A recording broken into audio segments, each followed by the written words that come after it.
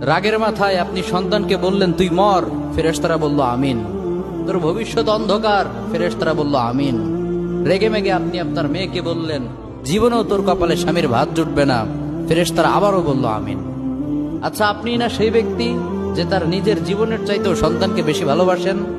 আপনি না সেই ব্যক্তি যে তার সন্তানের জন্য হাসতে হাসতে নিজের জীবনটাও দিয়ে দিতে পারেন? আপনি না সেই ব্যক্তি যে আল্লাহর কাছে নিজের চাইতেও সন্তানের জন্য বেশি দোয়া করে? তাহলে কি করে নিজের হাতে নিজের সন্তানের এত বড় ক্ষতি করতে পারলেন?